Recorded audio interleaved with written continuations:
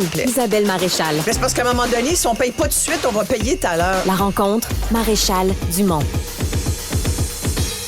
Bonjour Isabelle. Bonjour Mario. Alors on pense qu'il y a un petit peu de mouvement, là, mais c'est toujours l'impasse dans les négociations, au moins dans le sens que la grève se continue des enseignants. Exactement. Là, on a vu que le gouvernement... On a vu quand même que depuis le début de la semaine, depuis la fin de semaine, en fait, il y a des choses qui se passent. Ils se parlent, au moins. Ils se parlent. Ils s'échangent des papiers aussi. Oui, voilà. c'est bon signe, je pense. C'est bon signe. Sauf que là, on a comme une impasse, puis il y a eu comme une déclaration de Sonia Lebel, la négociatrice en chef du gouvernement, qui a mis le feu au poudre de la FAE, qui a le feu souvent facile quand même. Il n'y a pas une phrase dite par un ministre du gouvernement qui n'a pas mis le feu au poudre. Exactement. Je pense pas que c'est pour vrai. Je pense que c'est les dirigeants syndicaux qui font semblant qu'à chaque fois que le gouvernement ouvre la bouche, là, ça met de l'huile sur... Oui. C'est un peu pour craquer leurs membres aussi. Ça devient du théâtre, là. Peut-être, parce que... Puis j'avoue que sur la question que le gouvernement pose, à savoir, ils disent, est-ce que c'est possible, Québec demande, est-ce que c'est possible, dans les accommodements de l'année scolaire, au niveau des enseignants, est-ce que c'est possible de pouvoir faire les embauches à la fin de l'été, en juin, et non pas une semaine avant? On l'a vu, ce que ça a donné en septembre. Quelques jours avant l'école, il y avait des profs qui n'avaient pas été affectés, il y avait des classes vides, il y avait des centaines de postes qui n'avaient pas été donnés. Moi, je me mets aujourd'hui à la place de Québec. Cette demande-là, d'ailleurs, qui était discutée la semaine dernière, c'est une demande récurrente de la part du gouvernement du Québec. Puis, sincèrement, je trouve qu'elle a de l'allure. Je trouve que c'est normal. Mais toi, les parents aussi veulent savoir ça. Les jeunes veulent savoir ça. Est-ce que c'est Mme Nicole que Mais le syndicat arrive avec une réponse impossible. Ils disent, nous, c'est pas qu'on est contre ça. C'est compliqué. Non, c'est que ça devrait être négocié un à un dans chacun des centres de services scolaires. Oui. Aux tables locales. Fait que là, si t'es Sonia Lebel, qu'est-ce aux tables locales? Si t'es Sonia Lebel, tu fais quoi avec ça? Une réponse de même. Et c'est ça qui est compliqué dans ces négociations-là. Puis c'est pour ça que c'est difficile aussi de suivre la POC, parce que t'as la grande négo nationale, puis après ça, t'as les tables de négociation sectorielles, intersectorielles, locales, en tout cas, bref. Tout ce jargon syndical, les parents, en ce moment, ils perdent un peu leur latin. Et j'ai l'impression aussi qu'ils sont un peu perdus. Tu sais, il y a en ce moment des parents qui se disent, qu'est-ce qui se passe là? Là, on embarque encore on est dans une 3e semaine de grève. Visiblement, là, on nous dit ça va être encore jusqu'à vendredi. Là, lundi prochain, tu sais que là, le Front commun embarque. Or, dans le Front commun, t'as le personnel de soutien des écoles. Exact. Fait que quand le personnel de soutien est en grève, même si la FAE reprenait le travail, ils vont être, les enseignants de la FAE vont être payés parce qu'officiellement, eux, ils vont être de retour au travail. Ils vont être chez eux en télétravail à faire je sais pas quoi, se rendre disponibles pour l'école, mais ils peuvent pas rentrer faire la classe. L'école va être fermée par le piquetage des employés de soutien. Tout à fait. Moi, j'ai l'impression toutefois que... C'est drôle, je regardais ça, puis je me dis, j'ai l'impression que la FAE... tu sais, moi, leader syndical du Front commun, je regarde la FAE travailler en ce moment-là. Je regarde, puis je me dis, OK, ils ont avancé un peu sur là. Là, t'arrives en grève vendredi, un autre 4 jours. Je pense que ça va bouger. J'ai l'impression que ça va bouger avec le Front commun. Parce qu'ils peuvent pas durer très longtemps. Tu sais pourquoi, entre autres? Parce que quand tu regardes la popularité des syndiqués en ce moment auprès de la population, tu prends les infirmières, par exemple, ça, c'est l'autre élément important, parce que dans le Front commun, il y a aussi beaucoup d'infirmières là, qui sont concernées, syndiquées. 72% des Québécois sont derrière, 41% sont très derrière. C'est-à-dire, ils vont quasiment faire du piquetage avec, là. Alors, ça veut dire que le mouvement, tu sais, on se disait souvent au début, les gouvernements, puis pendant toute l'époque libérale, ça a beaucoup été comme ça. On se disait, une crise, c'est 24 heures, puis un conflit, check bien, quand la population est plus derrière, ça se règle vite. Là, ça se réglera pas vite parce que les gens sont vraiment encore derrière. J'ai l'impression qu'au-delà des travailleurs et des travailleuses, ils sont conscients que c'est les services publics qui sont complètement Mais ce qui est bloqués, fou, c'est que les gens ne veulent plus que personne gère les services publics. Les gens veulent que le syndicat gère les services publics. Donc, on veut plus que le ministre gère les services publics.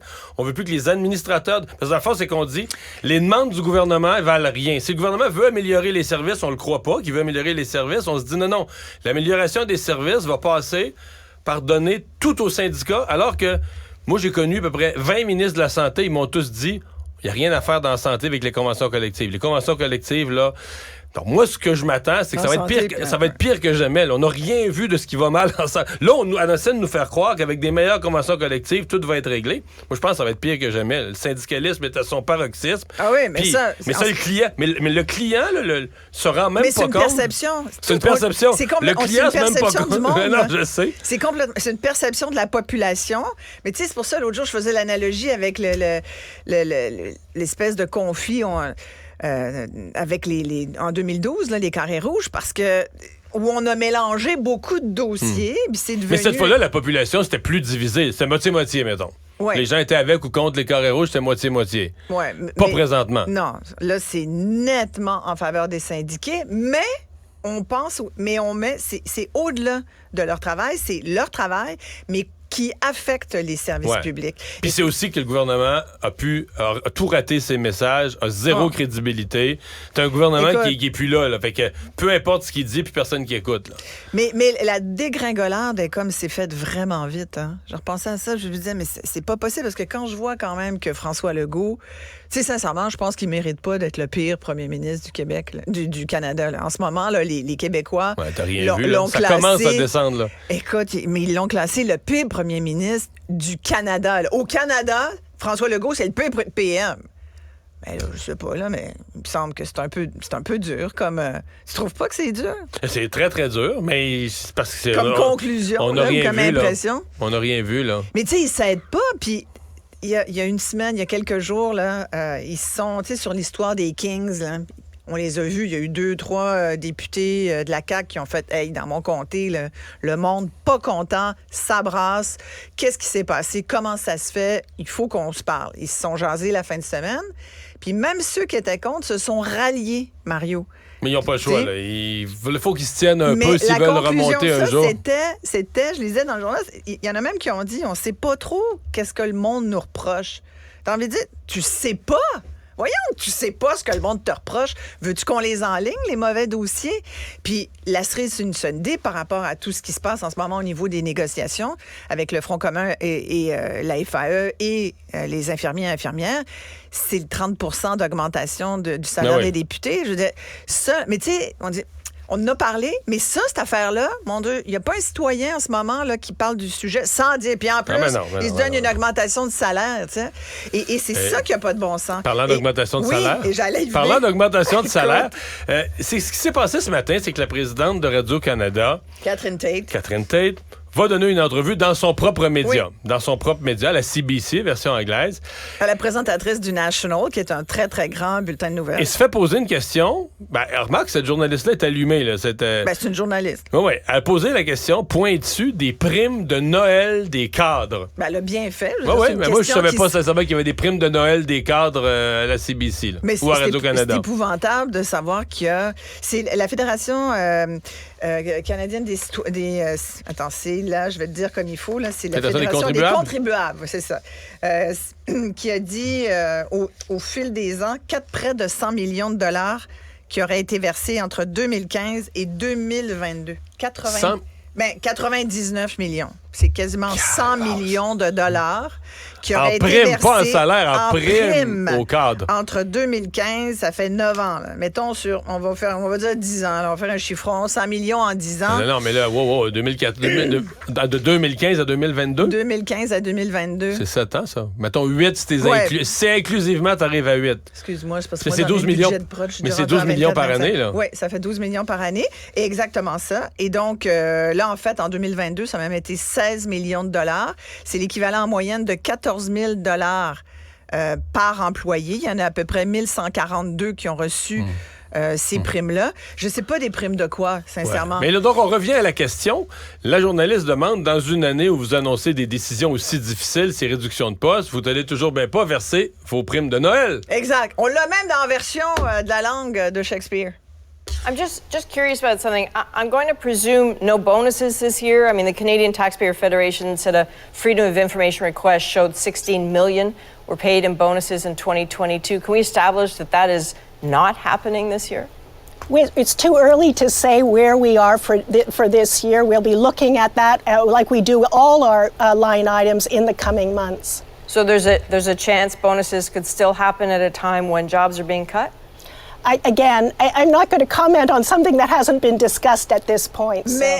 Mais Isabelle, d'abord, on est le 5 décembre. Ouais. Des bonus de Noël, juste le temps des rentrées dans le système de paye, des versés. Les bonus de Noël n'ont pas été discutés encore. Non, mais tu vois, t'entends clairement qu'elle est mal à l'aise. T'entends. Ben oui, on entend le malaise, mais en même temps, je me demande est-ce qu'elle dit la vérité. Ben, Tu penses pas qu'au 5 décembre, dans une organisation de ce grosseur-là... Ils savent s'ils donnent les primes de Noël ou pas. Ouais. Je sais pas, là. Ouais. Mais je pense, tu vois, qu'aujourd'hui... Peut-être qu'ils remettent en question. Je pense qu'il n'y aura pas de prime de Noël. Écoute, ça se peut juste pas. C'est indécent. Mario, c'est indécent, c'est honteux, il faut le dire haut et fort. C'est un service public. Tu sais, pourquoi d'abord des primes de Noël? Veux-tu m'expliquer ça? Pourquoi des primes à des gestionnaires d'un service public comme que ça soit... Moi, c'est dans leur contrat des primes à la performance en fonction de critères. Tu parlais des conventions collectives, c'est la même chose. C'est parce qu'à un moment donné, c'est le contribuable qui est toujours le dernier qui paye en bout de ligne. Et c'est facile de jouer avec de l'argent public, là.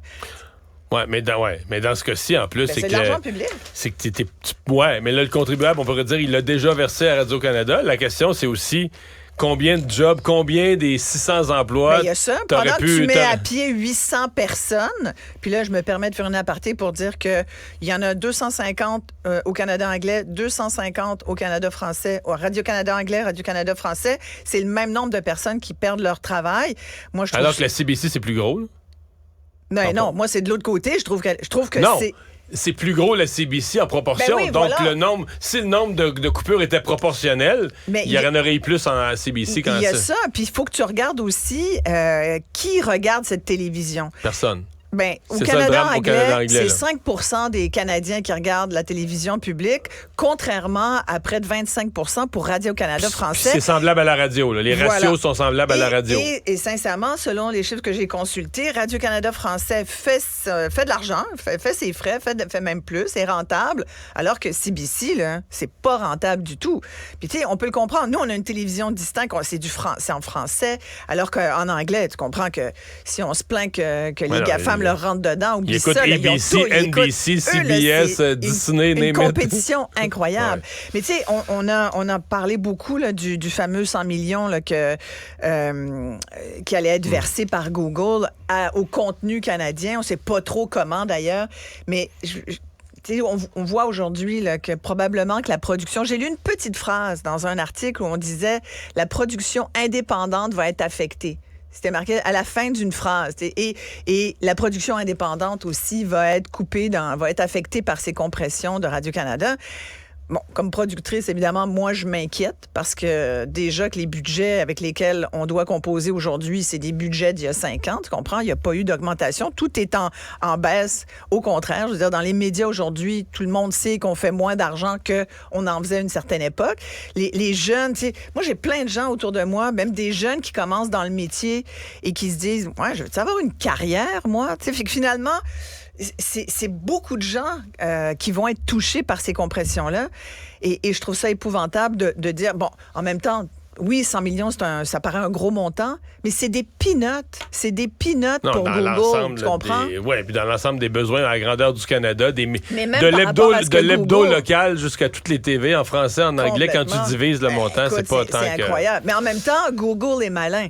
Pas mal plus malin que Facebook, qui continue de nuire au contenu canadien.